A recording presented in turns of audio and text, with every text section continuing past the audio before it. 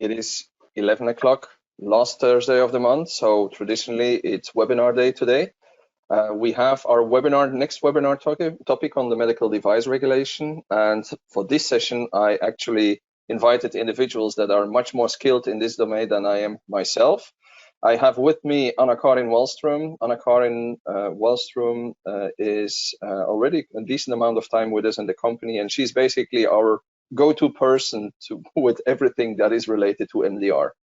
With me, I also have Håkon. Håkon Bertelsen is a former country manager for Norway and has moved into a role in business development and business projects. So Håkon is also really experienced in the domain of the medical device regulation and has some exciting slides actually for you to share.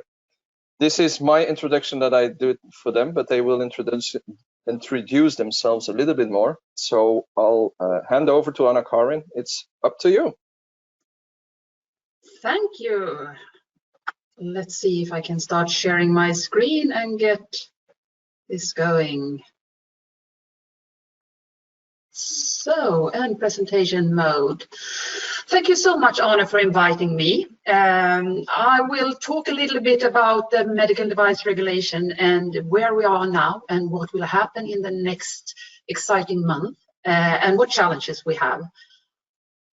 My name is Anna-Karin Wallström. I'm the Director of Compliance for the European regulation, the MDD and MDR. I have worked in quality and regulatory affairs for basically my whole career. I've been working with medical devices of all classes and IVDs.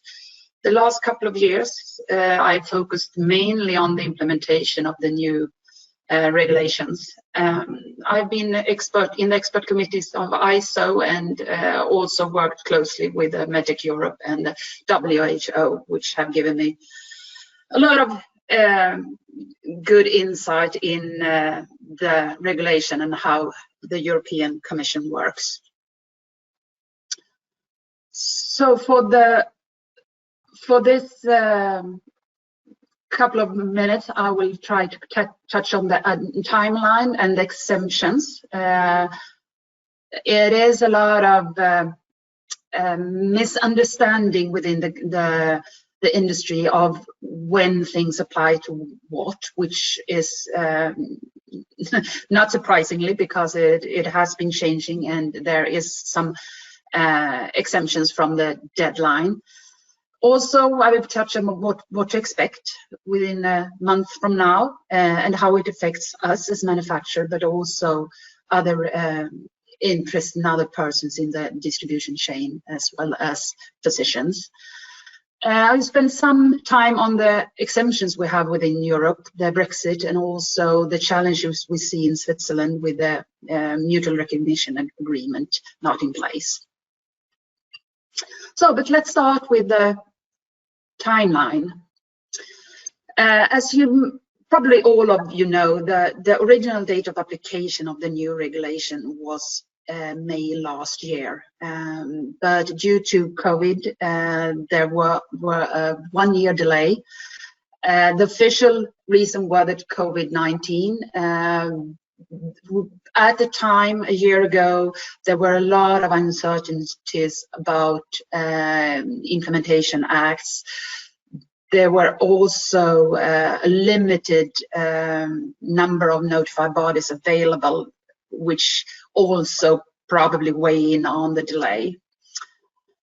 We now are facing 1 month from now the new date of application when the regulation will come fully effect. There are, however, some exemptions. Products that are under a notified body certificate, an EC certificate, they are allowed to be still placed on the market until that certificate expires, or at the latest until May 2024. So that deadline has not moved. We are still have that as the last day, even though there might be certificates that expires later than that. But that is only valid for those products that are reviewed by a notified body and approved by a notified body. That is sterile class 1 products Class 1 products with a measuring function, Class 2 and Class 3 products. So those are allowed as long as the certificate is valid at the latest until May 2024. And there's also another exemption, and that is for products that are being, according to MDR, up-classified from Class 1 or to higher classes. And since the availability of notified body has been limited, that exemption was done prior to the last day of application.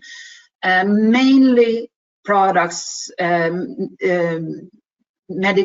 software for medical devices in that category. That's our products that are being up-classified due to the new classification of medical device software. So those are also given extension time on the market. When it comes to products already sort of entered the distribution chains, product that has left the manufacturer are allowed to be sold until 2025. There is no defined definition of in the distribution chain, but normal consideration is to say if you first have invoiced the product and it has entered the first step from a manufacturer, then it is in the distribution chain. So warehouses at distributors, those are allowed to continue to be sold until May 2025. So what's left then? Well, Class 1 products needs to conform by May 26th of this year. So all wheelchairs, manual wheelchairs, seating, position aids, and other Class 1 products need to conform a month from now.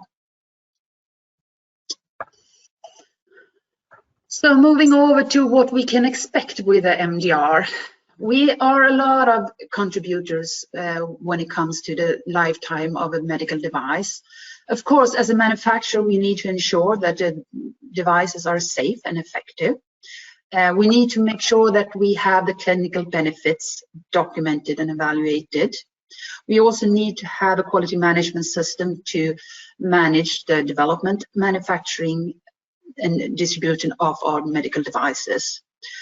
We need to ensure that we have the technical documentation up to the standard of the MDR, and we need to update our declaration of conformity, of course.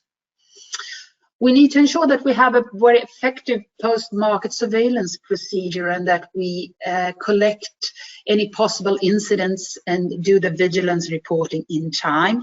The new regulation has tighter reporting deadlines for incidents that we need to comply with. And in order to meet this, we are not alone in this MDR. The importers and distributors are also affected by the MDRs. The importers and distributors need to ensure that CE mark devices are placed on the market, and only CE mark devices. You need to check the correct CE marking of the devices before you import them into the European Union. You also need to follow any instructions from the manufacturer when it comes to adjust the devices. If you go outside the instructions and what has been validated by the manufacturer, you will assume the responsibility of a manufacturer for that device. So it is important to pay attention to what the limitations are on products.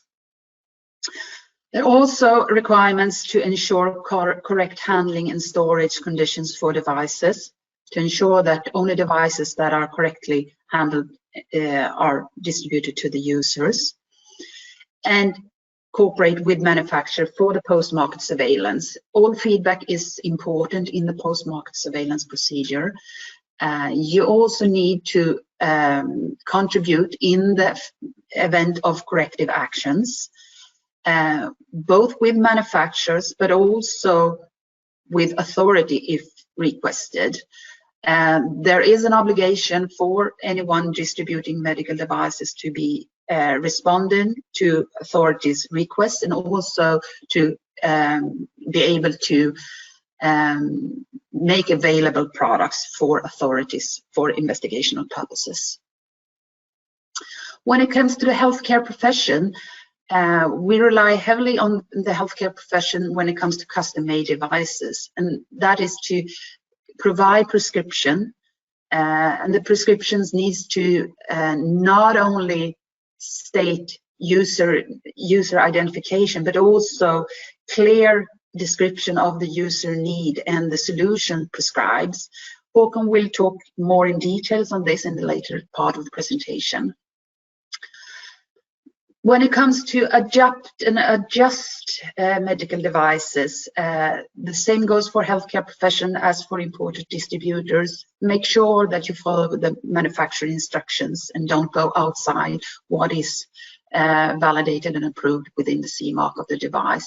That will make you assume manufacturer responsibility. Also, for the healthcare profession, we are very much reliant on the cooperation with the manufacturer for an effective post-market surveillance process. Any feedback is important in this process in order to be sure that we improve products according to user needs. Again, reporting deadlines is tighter now, so incident needs to be reported without undue delay in order to meet the requirements the authority has on us to report and respond to vigilance cases. When it comes to user, of course, the user needs to follow the information provided with the manufacturer for the use of the device. The device needs to be used within the intended purpose, because that's the only way we can ensure the safety and effectiveness of the medical device. We rely on the feedback from the users in order to be able to improve products and be able to make available products that meet the user needs, and inform of any possible incident or near incidents. That's important for our vigilance processes. There is a requirement in the MDR for registration of actors that goes for manufacturers and importers needs to be registered in the UDAMED. The UDAMED is up and running, but as of now, it's only one part of the UDAMED that is the registration part that is available. So the registration is optional at the moment. There will be a product registration module later this year, and eventually also incidents will be reported into the UDAMED database, but that is not currently in place. So let's go to the exemptions of the MDR. We have the Brexit. As of 1st of January, UK is no longer with us in the European Union. It is considered to be a third country by the European authorities. Great Britain has their own regulation that has come into force. Is the UK MDR, not to be mixed up with the European MDR.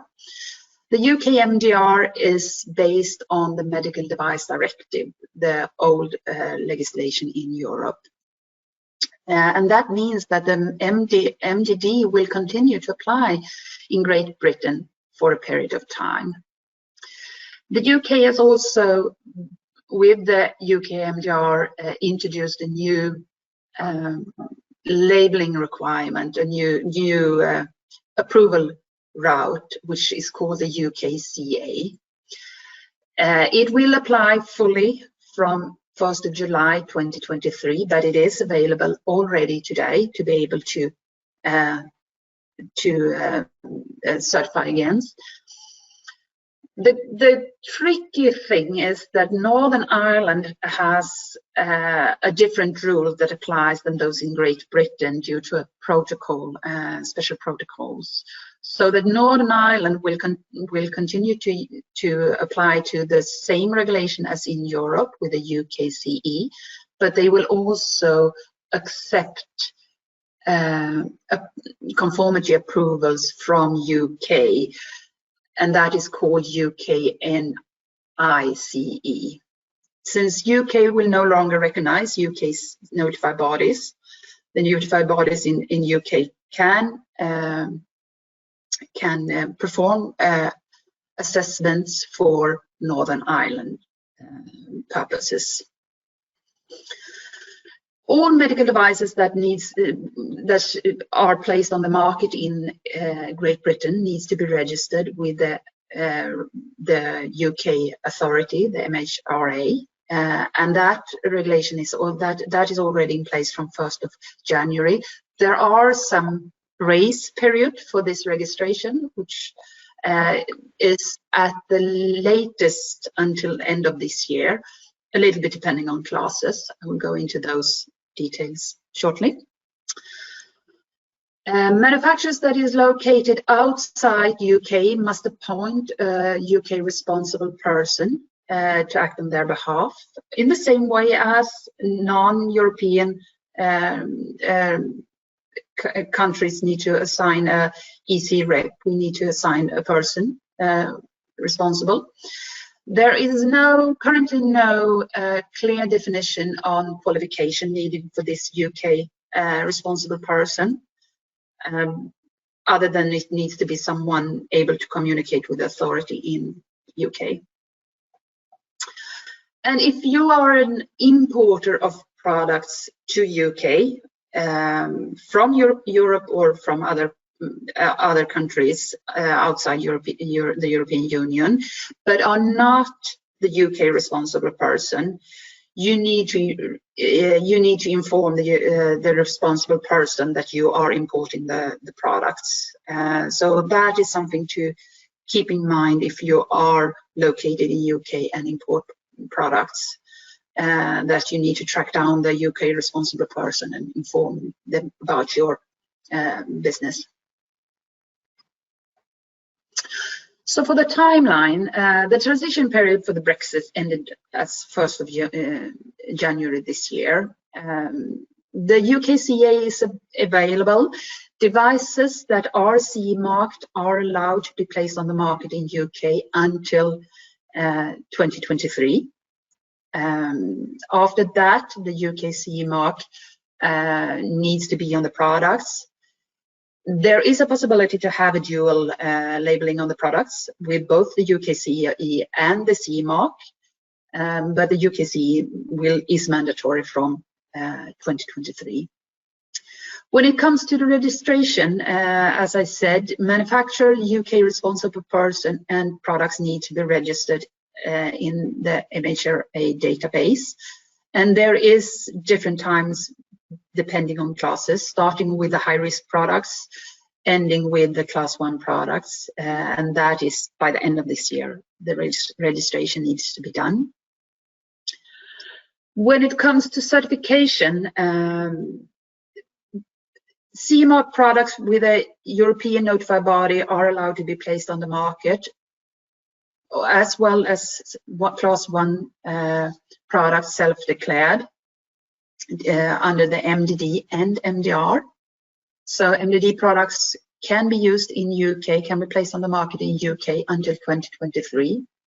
After 2023, only products cleared by a UK authorized notified body or class 1 products self-declared under the UK regulations are allowed on the market in UK. So for a little summary, all European approved products are allowed on the market until 2023. From 1st of July 2023, only UKCE products are allowed. For Northern Ireland, the same applies as in Europe. From 26th of May there needs to be a CE mark on the product. According to the MDR, MDD products is only allowed according to the exceptions I mentioned in the timeline for the MDR. So CE mark is required. In addition, UK NE marking is allowed if a UK notified body undertakes a third-part conformity assessment on behalf of the European regulations. So we have another exemptions within the European Union or with the countries, the Schengen countries. Switzerland is not part of the European Union, but has been part of the inner open market for the MDD. Switzerland has a federal act, and as well as what is called a medical device ordinance, also referred as MEDO. This ordinance has been revised to conform with the MDR, but in order to be able to utilize the free movement, Switzerland is required to have a mutual recognition agreement with the European Union. There is a mutual recognition agreement in place, but that one is towards the MDD. So there is negotiation ongoing to issue a new agreement towards the new regulations, taking in consideration the newly updated MEDO. This work is not done, and we currently don't know if it will be in place at the deadline in 26th of May. So there are at least 3 scenarios that we are looking into for Switzerland and providing products on the Swiss market. If we aren't having a new mutual recognition agreement, Switzerland will be considered a third country, very much in the same respect as UK and the Brexit. There will be a requirement to have a local authorized representative in Switzerland, and also a person responsible for regulatory compliance need to be designated within the Switzerland territory. There will be no access to EUDAMED, which will impact conformity assessment and vigilance. So there will be separate reporting requirements and a separate conformity assessment procedure. There will need to be some modifications in the medical device ordinance, since the new version is issued having a mutual recognition in place. There will also be importer obligations for the companies importing medical devices into Switzerland when it comes to labeling, checking requirements, etc. As if Switzerland would be a company outside Europe.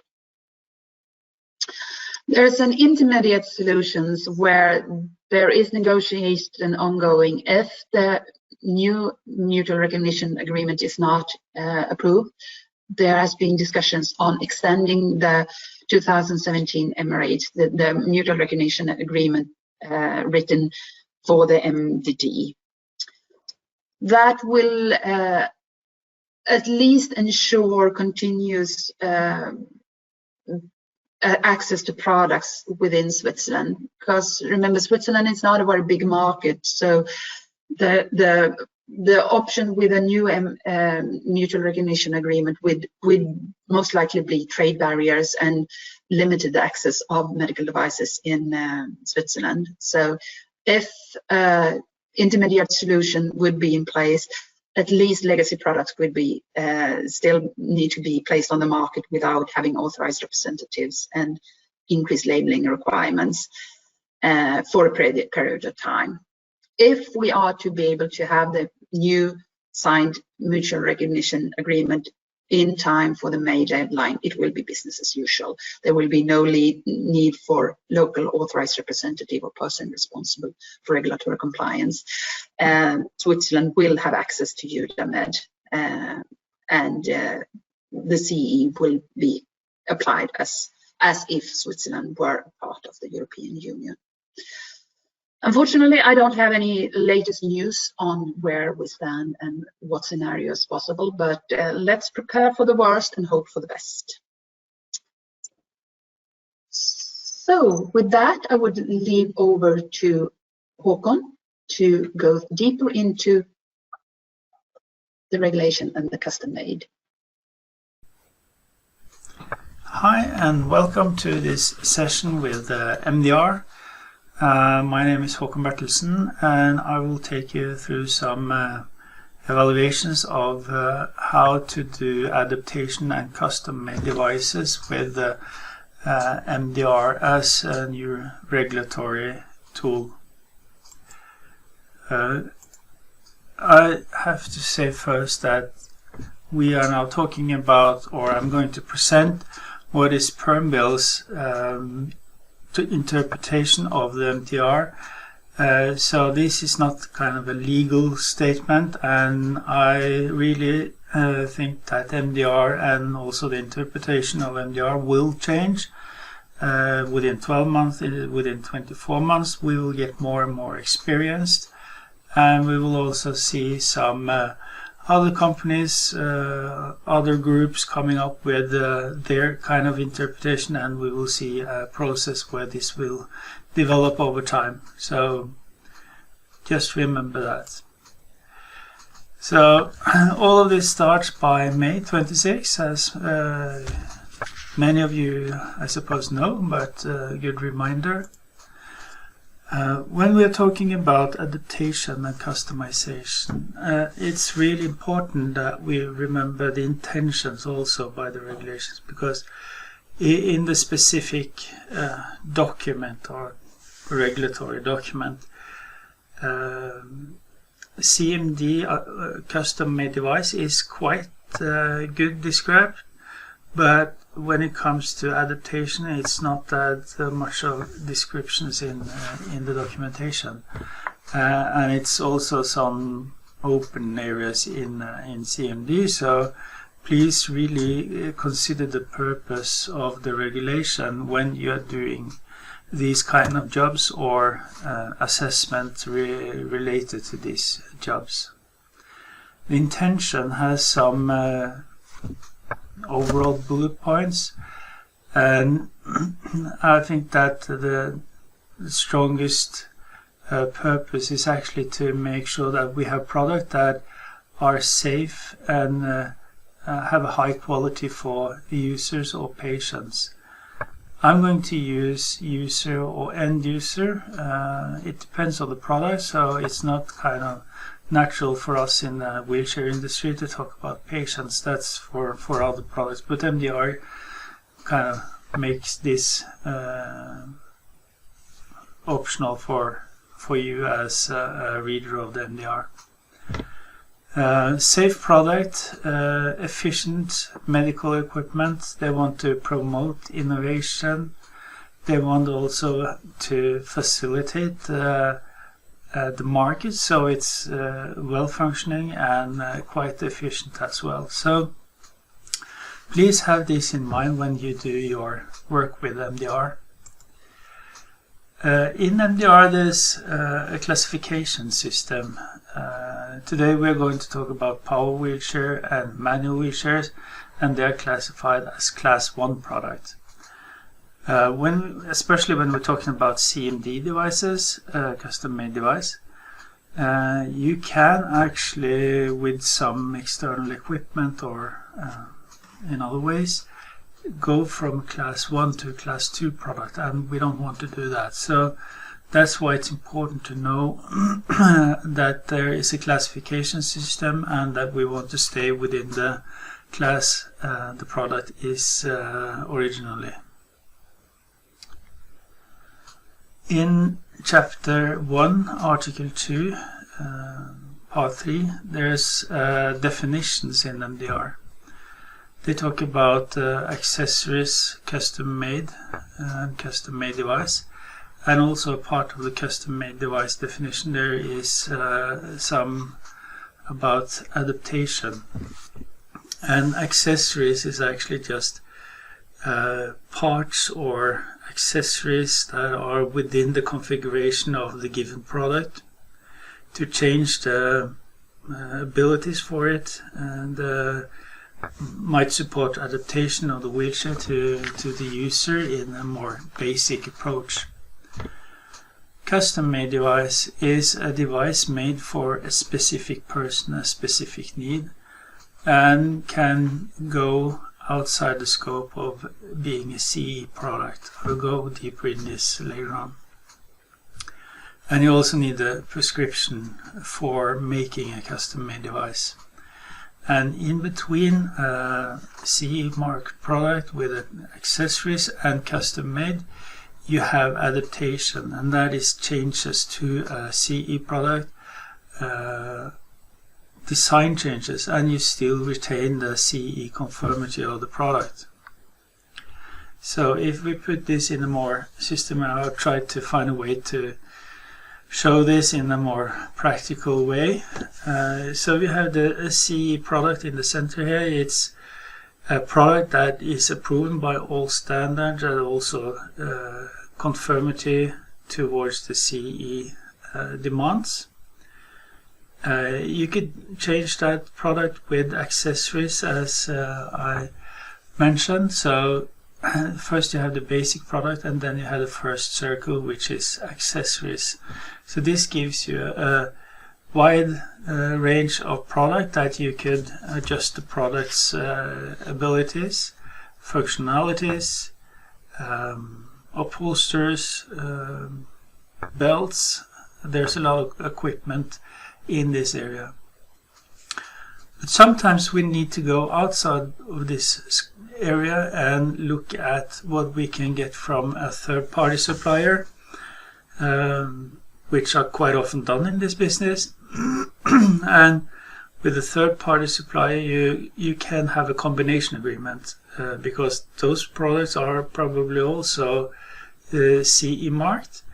And with a combination agreement with both of those companies, you will actually have a combination of two CE marks that are still retaining their CE configuration.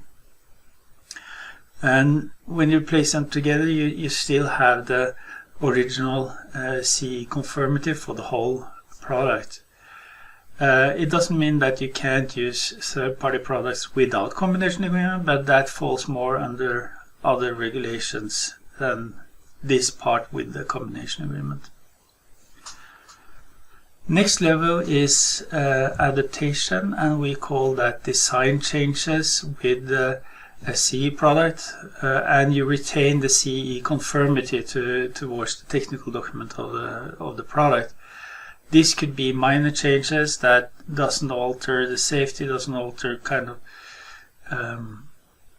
you still stay within being a CE marked and CE conformity of the product. So it's hard for me to come up with very specific examples here, because then I'm afraid I'm limiting it. But there is a huge variety of options, and I think that when we're talking about adapting the product, this will maybe be the biggest volume part of adaptation or customization of a product. Next level is a custom-made device, and when we enter this level, we are not in CE conformity. So now we have kind of left the CE marked product. So illustrated down here, so that the CE conformity stops here. Custom-made device is a device that is made specifically for one certain user, and it is also giving us a quite wide scope of abilities to change the product, but still it needs to be safe and meet some basic needs, so to say. So you don't produce a a device that is harmful or put the user or the surroundings in some kind of risk picture. I'm coming back to all of this later on as a summary, but we're talking a lot about risk and evaluating this and staying within CE conformity and going out of it. And there's some critical areas for a power wheelchair that one who does these kind of changes need to look into. And here I state RNet and ICS. This is actually more or less the brain of the chair, is the control system. It's some parts of the black box in the chair. So here you could alter the acceleration, the deacceleration, the turning speed, all those kind of settings. And you could actually do changes to these settings and go outside the boundaries of what is allowed and not allowed for the product. So in this you really need to know your electronics or programming. If you, for instance, increases the stop length of the chair due to a balance issue for the end user, that's maybe okay. But if that user also has a car with a ramp and goes out of that ramp, are you sure that the end user is actually able to stop before leaving the ramp, so to say? Alternative controls. A lot of this equipment is actually CE marked, and there are different suppliers, and not all suppliers have combination agreements. So when one wants to use a product that is not within the configuration of the main product, he has to do some evaluation and technical investigation on how these parts will perform together. You cannot just plug and pray, you have to be sure on this one. So take a good control and take contact with Permobil if you are unsure about this kind of third-party options.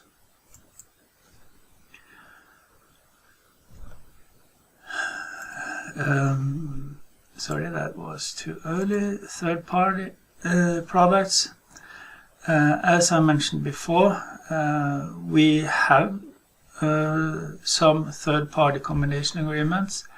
We are working on getting more of those, and this is something that will develop over time, I believe. So there will be more and more third-party contracts on board after some time. And it's also possible to use a third-party product without this combination agreement.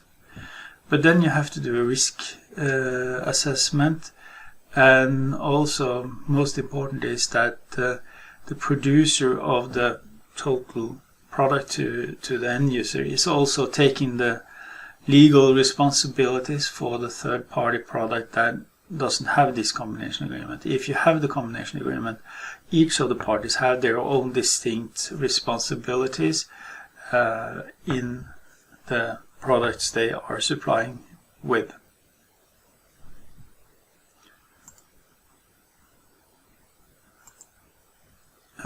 Cushions and upholsteries. There's quite often and quite frequently used different kind of headrails, side support, leg support. There's a huge variety of how you can make different kind of support and upholstery on a product, and quite often this will end up as adaptation due to the low risk that is with this kind of extras on the product.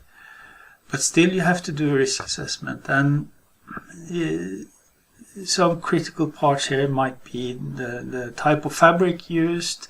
Make sure that it doesn't have phthalates, or that the flammability capabilities are within the legal frame. So you need to know what you do even here. But when it comes to the big risk, this is not the biggest one, except maybe for the flammability part.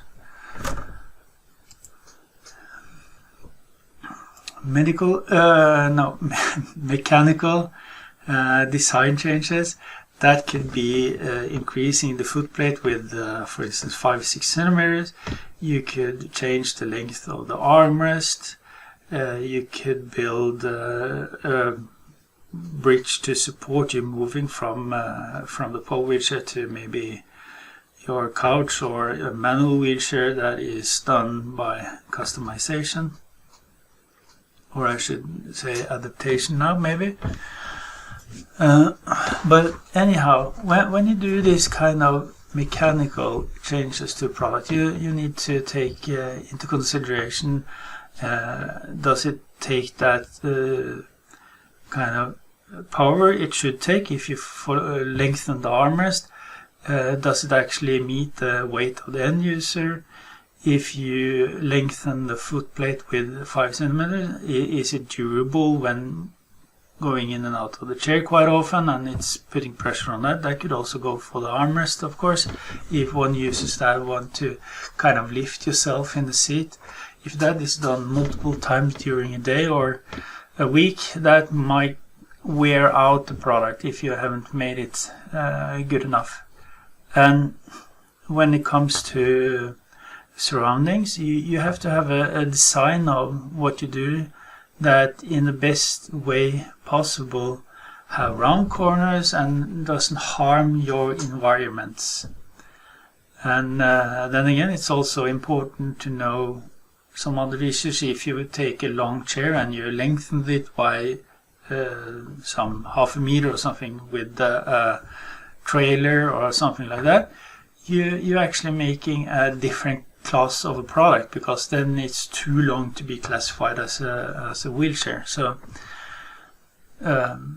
that's maybe not the best example, but it gives you a picture on that there are things to think about when doing these changes to a product. Using vehicles, there is quite a lot that you can do with the wheelchair itself when it comes to the seat and the seating position and so on, but you are not to change anything in the frame or the base of the chassis and those parts connecting with the vehicles and the system in the vehicles. That should be kind of off limit, because there's so much forces in action when you're driving a vehicle, and with a sudden stop or a really high speed reduction, there is a huge amount of stress on this part. So make sure that you're not changing the critical structure of a product that is going to be used in the vehicle. And here I would really advise you to use the support that you can get from people who has knowledge and insight in this area.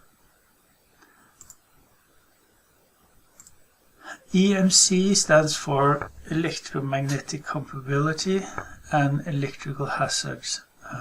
Electromagnetic compatibility is about how much noise, electrical noise, magnetic noise the product is placing on the surroundings.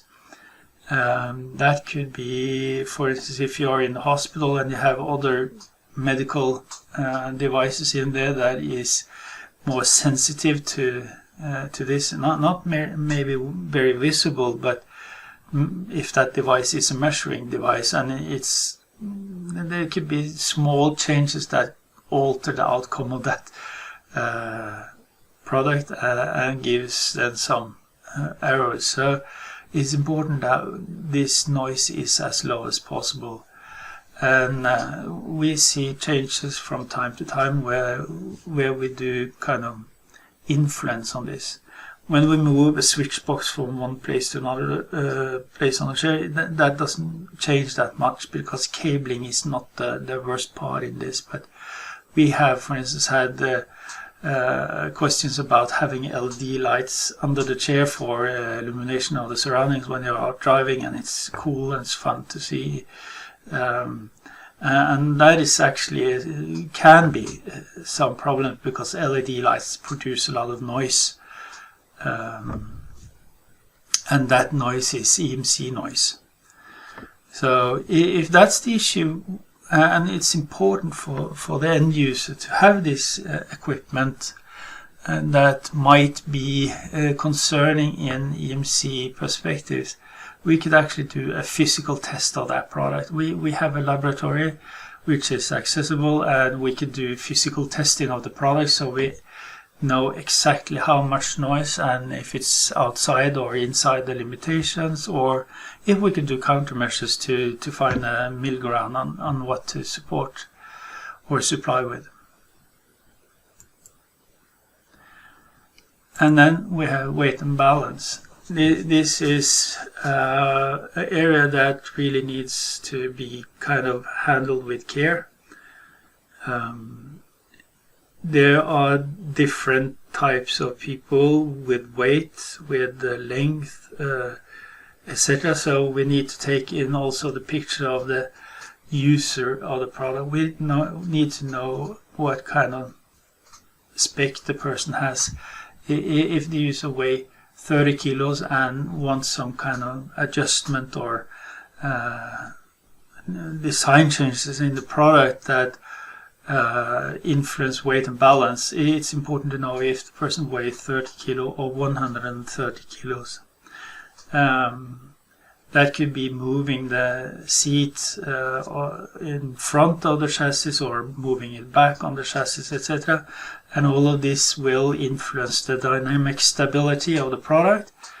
So if you're going down a hill or a slope, you could actually, if you have moved the center of gravity in the chair forward, you could actually tilt forward, and that will be a critical situation for the end user to be in. So this is an important issue, and we have a lot of experience on this because the wheelchairs are small, they are compact, and the users are sitting high. So this is a kind of balance thing, and we have experience in that. And if you need this approach by any kind of design change, we have also some tool in our box to make countermeasures in the chair. We could use counterweights, we could change the characteristics of the driving performance, we could reduce the speed. There are some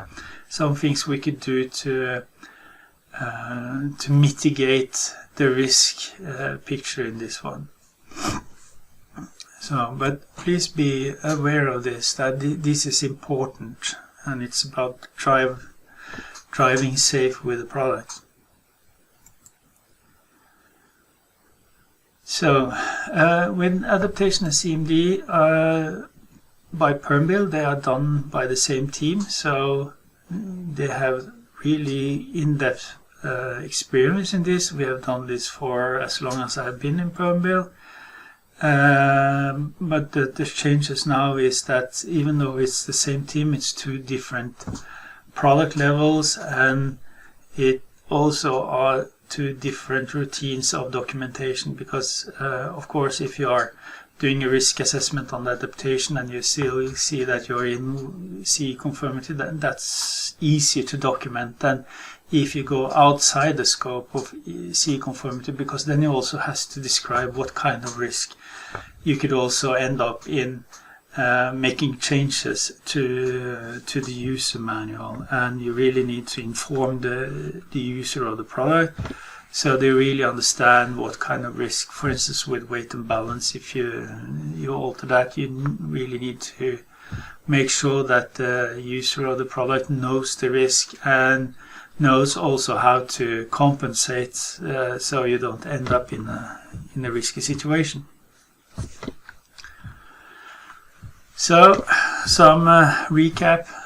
CE product standard can be altered with accessories and still be within CE conformity, and is good to go with without any kind of different or added documentation to neither the therapist or the end user. It's good to go as is. Third-party products, we can do this with combination agreement, and then it's good to go, and you retain the CE conformity of both product parties. It's also possible without a combination agreement, but then we have to take it to the next level. Maybe say that it's an adaptation because we assess this to be within CE conformity. Otherwise, we could take it next level, which is a CMD device, and then we do a bigger risk evaluation of it.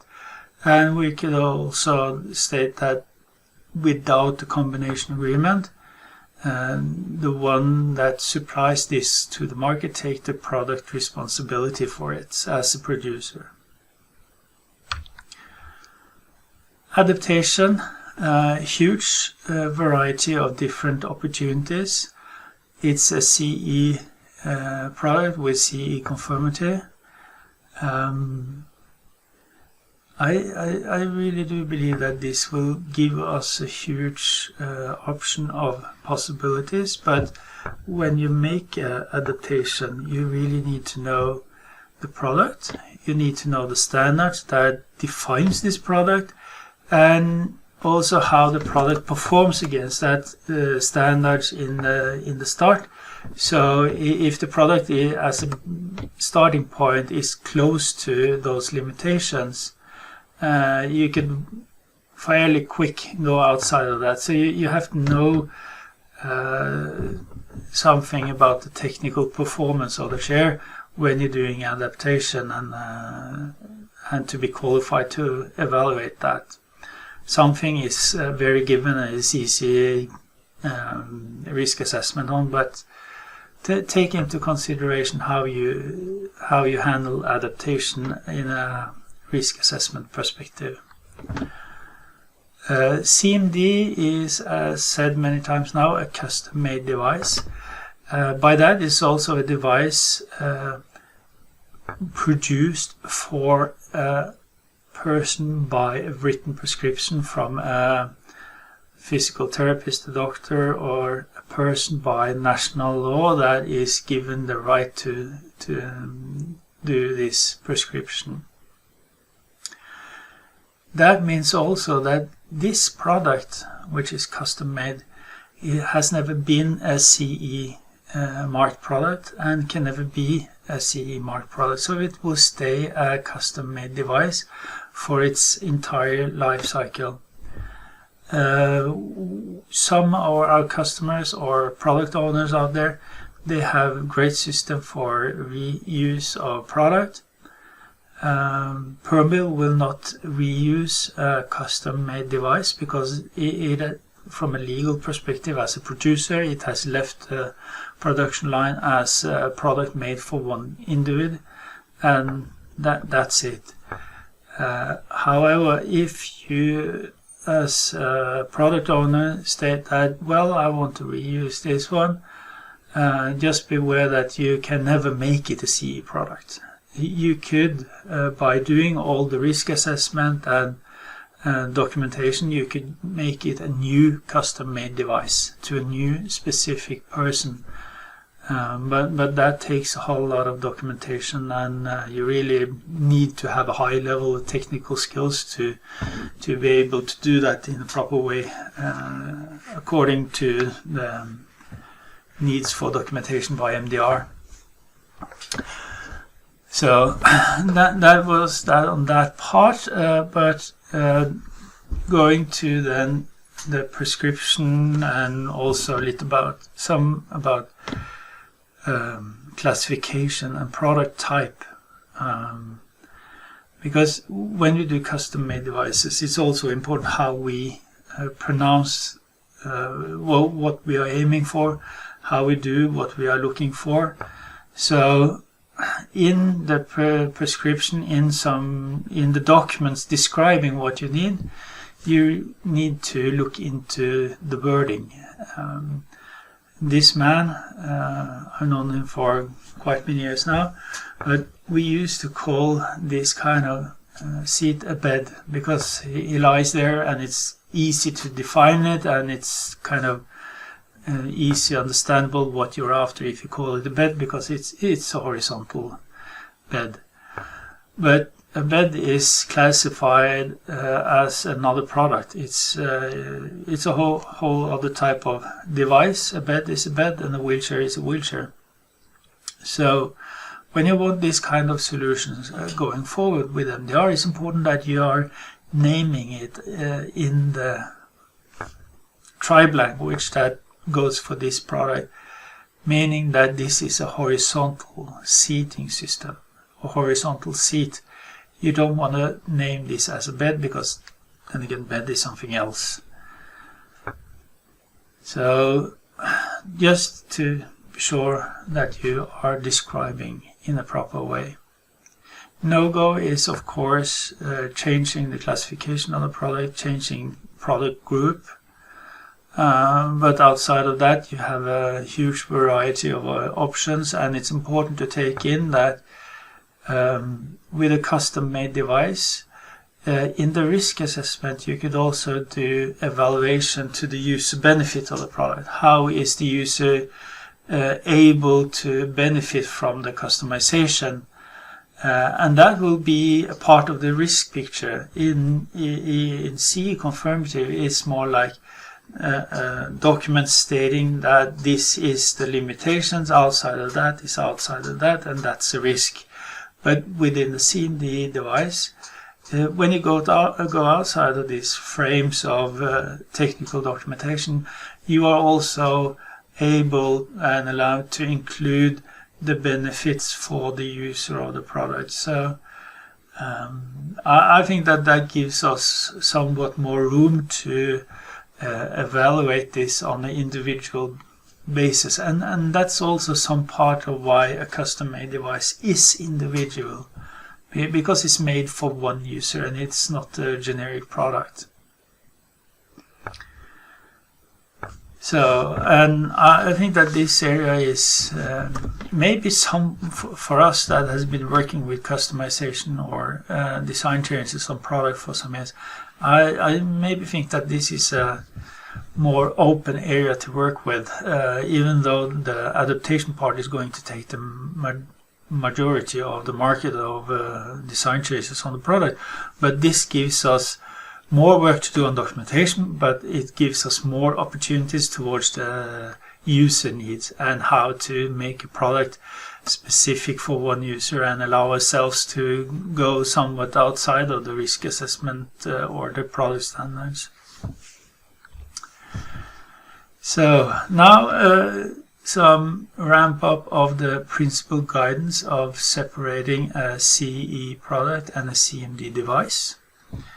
So I think that this is important for you to remember, so you don't, or so you know actually what you're having in front of you out there. So CE marked product is mass produced, is a generic product for all of us, and a custom made device is made for one specific person.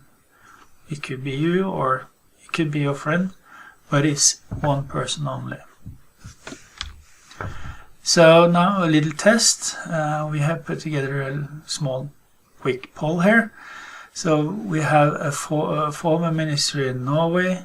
She is working now in some other areas, but she still uses her glasses, I believe. We have reading glasses. We have dental prosthesis. And we have Mr. Hawkins's F3. The reading glasses you could buy on the convenience store or a web shop. Dental prosthesis is quite frequently done. I have one, and I think that many of you out there also have one.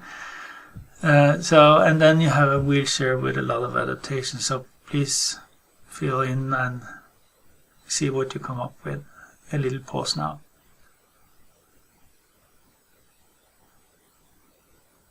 Okay, back again. It will be interesting to see how you have replied on this one.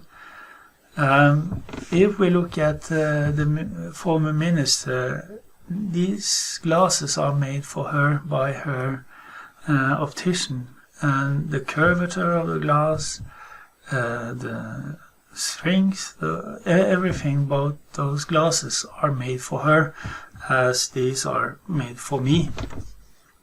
So that's a custom-made product. You're not able to go to the store and just buy my glasses or Haugly's glasses.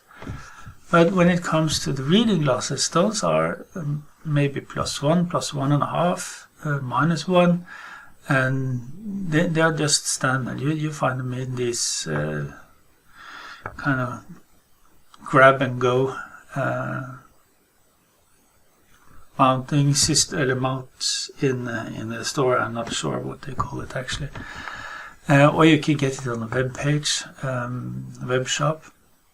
So these are generic products that everybody could buy, everybody could use as is, and thereby it stays as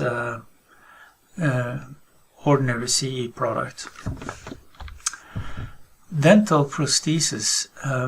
If you look at the anchoring bolt, that's a standard product, and the connecting bolt is standard, but the tooth itself is something that you produce, and they take imprints and they produce that part specific for every single patient they have on in their chair.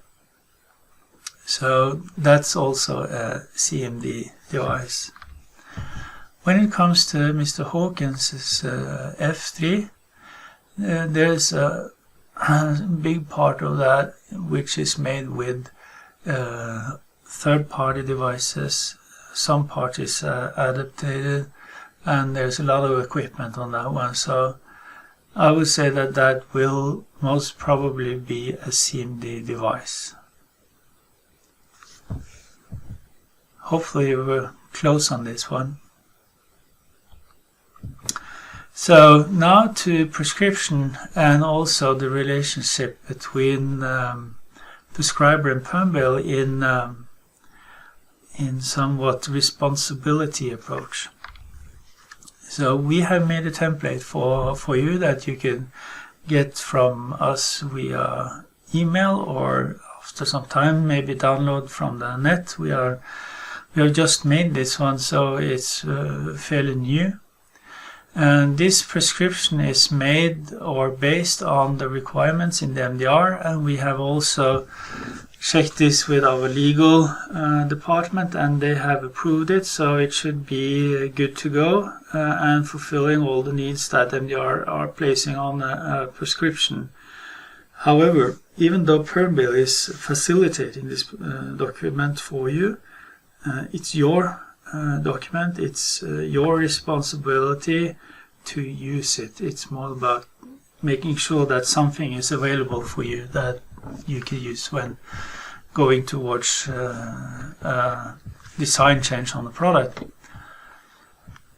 So when to use this document? As I mentioned before, on all CMD devices there should or shall be, not should, it shall be prescription. So then it's good to have that in the initial phase of the project.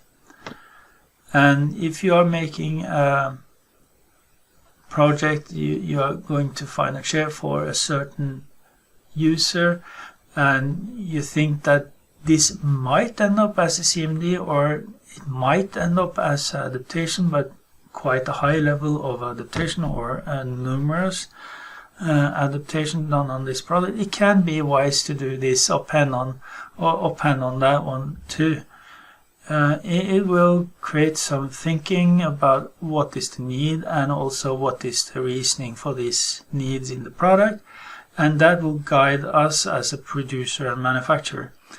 It is good for us to really know the reasoning for the needs, because when we are doing the risk assessment on these RFQs, request for a quote, we will also try to avoid going into a CMD device and stay as adaptation. But doing so, if one is too specific on, I need this function to go like 35 degrees like this and that, it limits us, and it limits our abilities to do creative thinking on it. So if we also know what is the intention with the product, what is it meant to solve for the end user, then we could come up with suggestions for you that may keep this in adaptation level. So this is a good document, but it's only mandatory for custom-made device, and we are not able to deliver the product to the market without this document in our hand. So now to the responsibilities between the prescriber and Permobil. I think it's good to look at how it works with medication today, where you have a doctor who takes care of you and makes sure that you get the right medicine and the right dose, and that this medicine is safe for you as a person or individual to use. And that analog can also be used somewhat in this area, where Permobil has the responsibilities for, or I did forget to mention that the doctor doesn't have the responsibility for side effects or the chemistry of the medicine. So that's on the producer side. So the producer side would be Permobil on this one. So product safety, technical quality, documentation, as we have been talking about, risk evaluations, all of that stuff is of course on Permobil.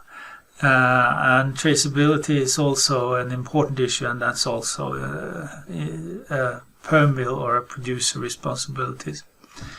On delivery, Permobil also has a responsibility on showing the product, make sure that the therapist and or the user are understood and know how this product works. But that also differs somewhat in training, because if you have a person that needs training in how to use this, how to approach the local surroundings, driving straight, etc., that of course is the prescriber's responsibility.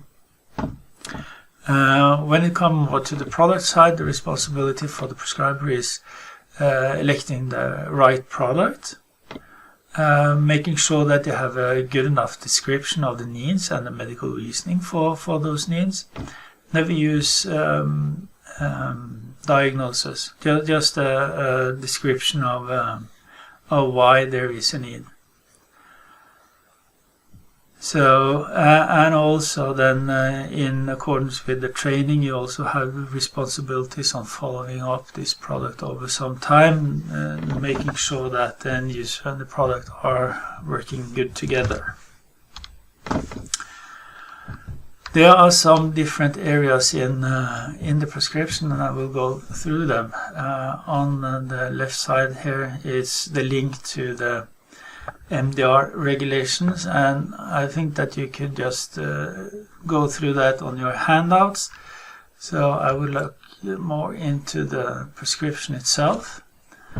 So we have the first area here for a description of type of product. It's a Permobil power wheelchair, producer Permobil, and then you have a drop-down function here that you could select the product, or if it is not on the list, you could actually write over and describe the product.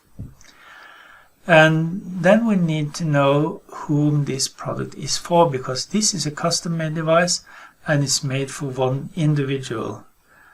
And the name, date of birth, address, etc. is important, but also please select, please select also country, because there are some national laws in this, and we need to make sure that we have the right approach to the different countries. So, and this is very important for us regarding traceability. And then there's the description of needs and also characteristics needs in the product. I'm a little stressed by the time now. And then on the last part here is also a contact info of the prescriber. And we also need you to put professional on that, because then there need to be a professional approach and also signature. The last part is just for internal use by Permobil. This document provides us with a lot of personal information, and of course Permobil follows the GDPR regulations, and the intended use of this document is in connection with the custom-made device, and it's not allowed for us to use it in any other way than that. And then we have summing up, MDR intention. Please remember those. Make sure that when you are accessing these areas of adaptation and custom-made device, and you end up in a kind of onshore evaluation process, use the intention to guide you. User safety should be on top always. Quality in product, of course, that's why all these standards are working in there, and making sure that all the producers have some base level of quality. Then you have the documentation part where we have gone through quite thoroughly. I have not gone into the area what type of documentation Permobil is doing, but we are doing a lot behind the scenes, so to say. So, for instance, we have to document the whole spectrum of risk assessment, not only kind of different parts, and we also need to document that we have done this in a quality manner approach. Then traceability is important, so we need to know where the product are on any given time. Opportunities as before, but with more security and a more professional approach on documentation on other areas regarding how to produce, document, and make sure that we have the best product available for the users. And by that, I thank you for taking your time, and hope that you feel this was informative and has given you something on the journey going forward with MDR. And as I said in the starting point, this will develop, it will change. So this is the interpretation as of today, end of April 2021, and wishing you the best. So thank you. Now to Q&R.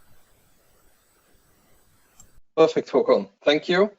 Apologies for running a little bit over time. I noticed you or provided you already notification in the chat. We apologize for this, but there is a lot of information that we wanted to distribute to you, the ones who are attending.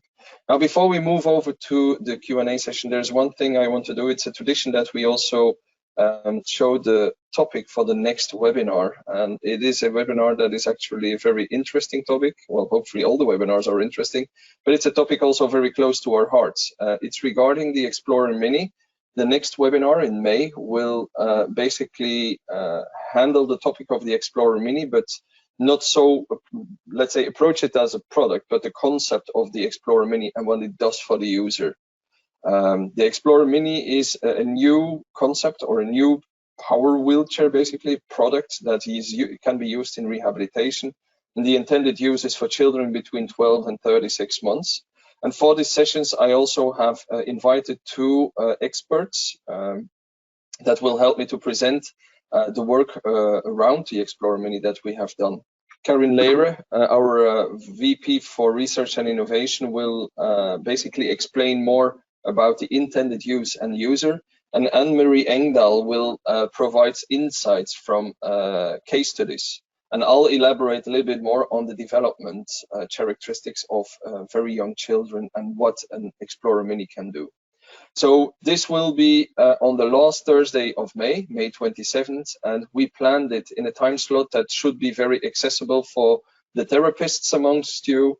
That's from 2:30 in the afternoon till 3:30.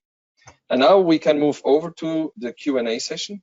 We have received during the webinar, we have received a significant amount of questions, and I leave it basically up to you, Håkon or Anna Karin, who's the best person in place. If you feel that you can answer the question go ahead for it. The first question was from a person who is asking who's the UK responsible for MDD, or basically compliance in, I assume that he means in the company, or if you mean something else, just let us know. I think the question was who is the UK responsible person for Permobil, then I assume. I assume so. We haven't registered anyone yet. That is yet to be done, but it's not a very unlikely guess that it is someone from the Permobil organization in the UK. Okay, and I think the next question will be for you, Håkon, because it's a question related to Norway. Have you had a dialogue with Legemiddelverket in Norway, since Norway is not a EU member? Yes, I have, and as I understand, they're quite very linked to the MDR as is within the EU. But my topic has been then adaptation and custom-made devices. And as I said, that this is an area that is not that good described in the MDR. So this is something that needs to develop. And I was reaching out to them to get more kind of meat on the bone on this area. And I was very quickly kind of politely rerouted to the MDR itself. So no, I haven't, but I think that going forward, we in every nation, and especially all the producers, need to have some alignment with the national authorities on this one.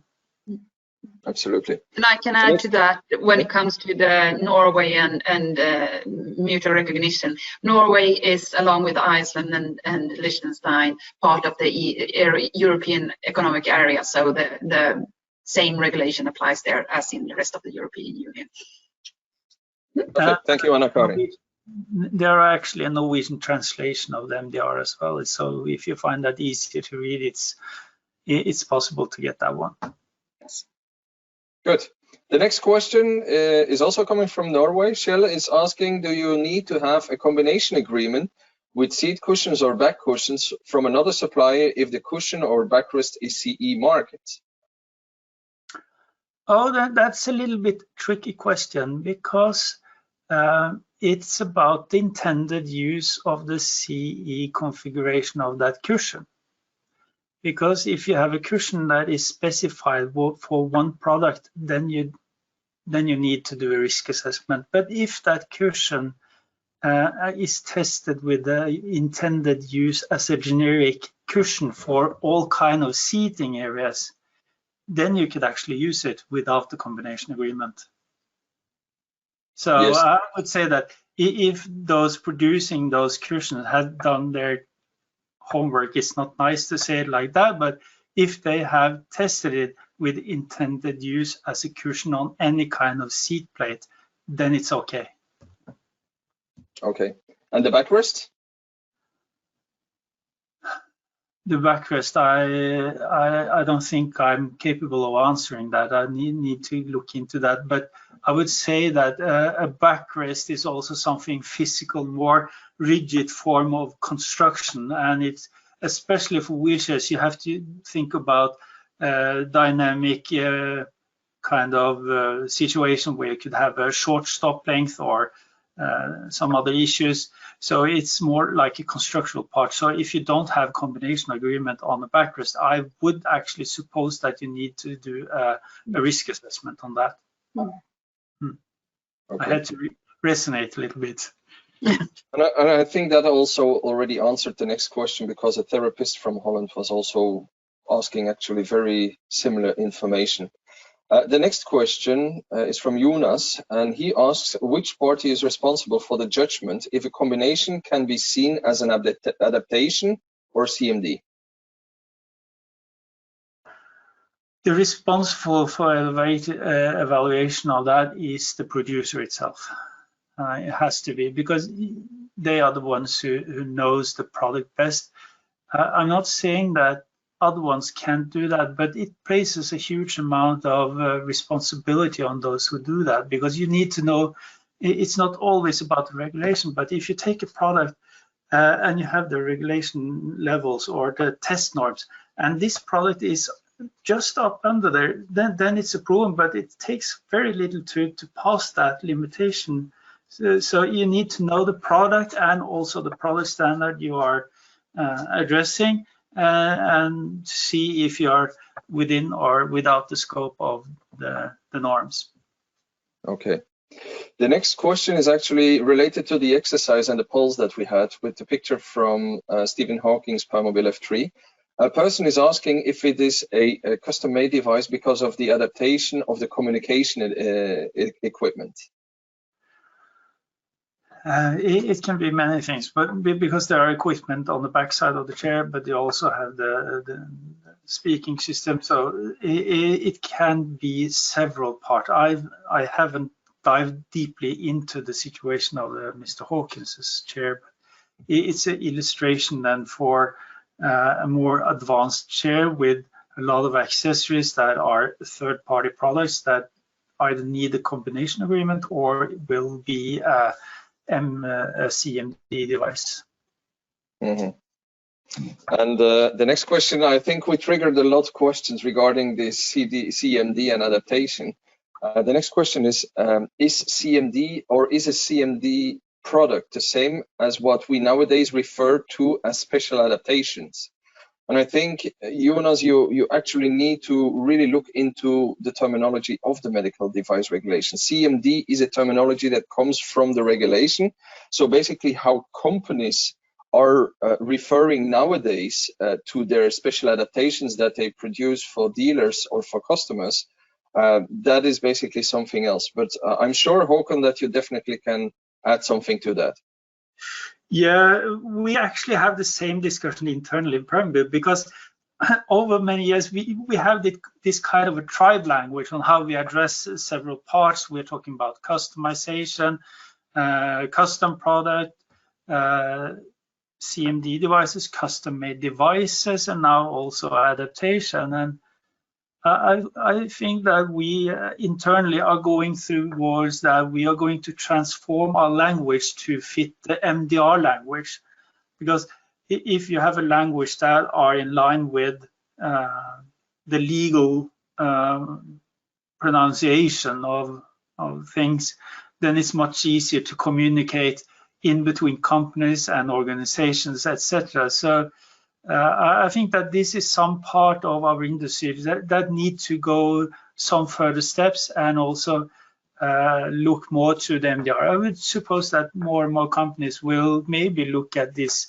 chapter 1, article 2 with definitions, and hopefully we will go into a phase where more and more companies are using these definitions as also the basis for naming of different product and product levels.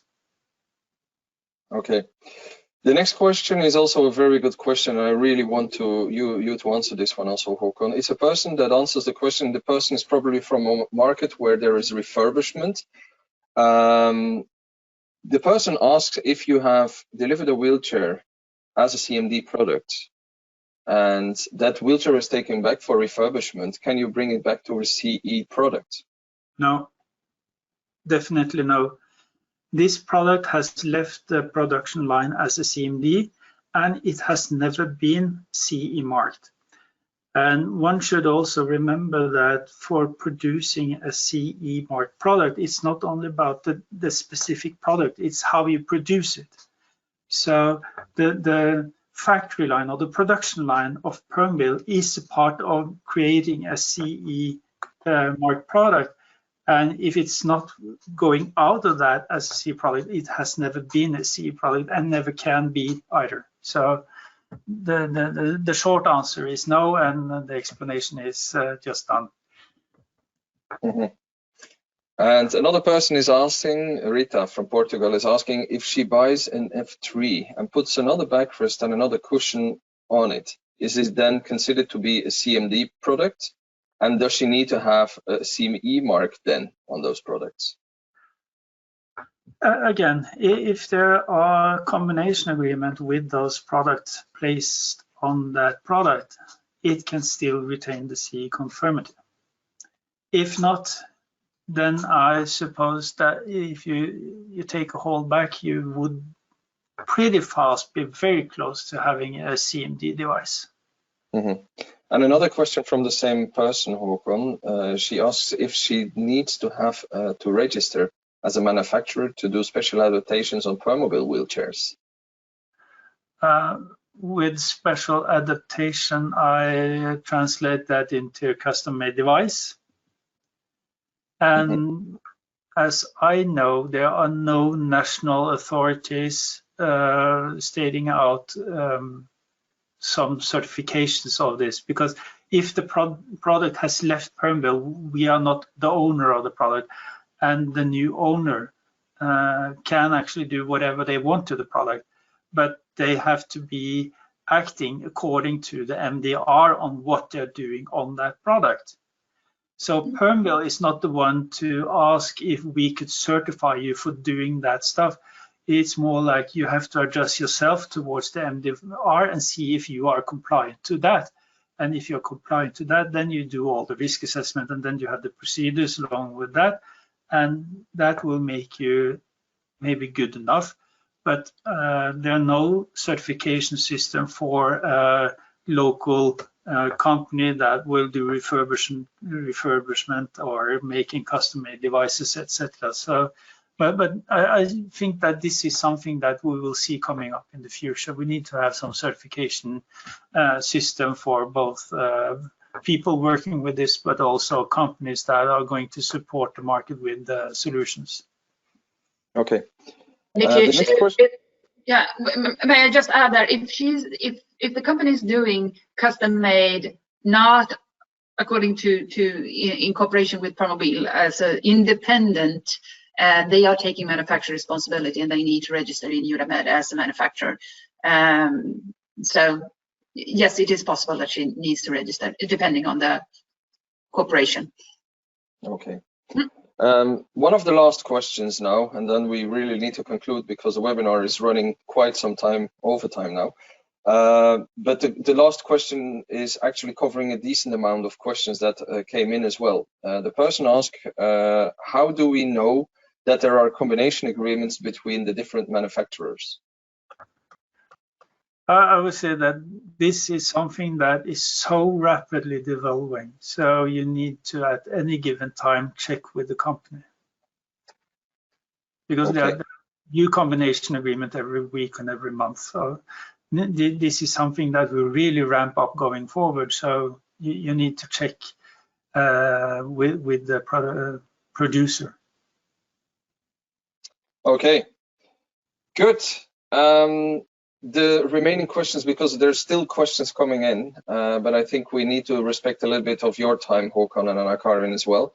The remaining questions, I'll forward them to both of you, and then maybe you can have the opportunity just by answering them by email. I thank you sincerely for your contribution and you clarifying basically, first of all, you, Anna-Karin, on the medical device regulation itself, but then you, Håkon, on how products needs to be approached and when it's going to be a CMD or an adaptation and so on. I think it was really helpful for me, at least. I hope for you as attendees the same. I thank you for attending, and tomorrow you will receive the link to the handout, to the recorded version and the handout for today's. And with this email, you will also receive the invitation for the next webinar. I thank you for attending and hope to see you during the next session. Bye. Bye.